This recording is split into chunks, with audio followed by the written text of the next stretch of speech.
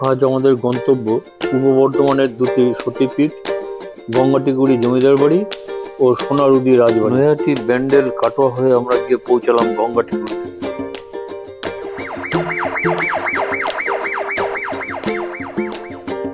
আগে থেকে ঠিক করে রাখা টোটোয় আমরা পৌঁছালাম উদ্ধরণপুর গঙ্গার ঘাট।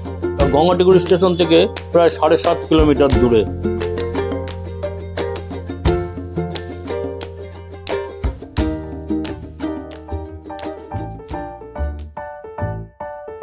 উদ্ধরণপুর গঙ্গার ঘাটে আমরা করলাম পূর্ণ স্নান।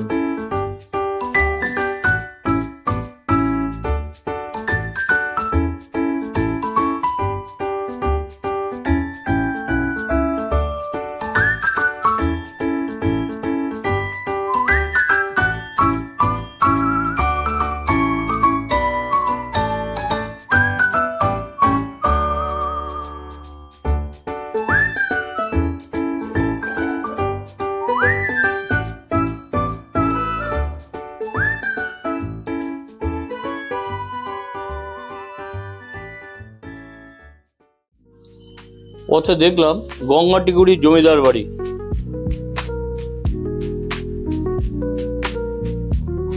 1881-82 খ্রিস্টাব্দে, মানে প্রায় 206-7 বছর আগে, ইন্দ্রনাথ বন্দ্যোপাধ্যায় এই মহল্লা কিনে এখানে জমিদারি স্থাপন করেন। তিনি আইনজীবী ছিলেন, সাহিত্য রচনা করেছেন, সাহিত্যে পরিচিত ছিলেন পাঁচু ঠাকুর নামে। জমিদার বাড়ির দুর্গাপুজো নিয়ে নানা গল্প প্রচলিত আছে। প্রায় 200 বছর ধরে এই জমিদার বাড়িতে পুজো হচ্ছে। এখনো মহা ধুমধাম করে দুর্গাপূজার সময় এই বাড়িতে দুর্গাপুজো হয়। দুর্গা এখানে এই বাড়ির মেয়ে রূপেই পূজা হয় মা দুর্গার।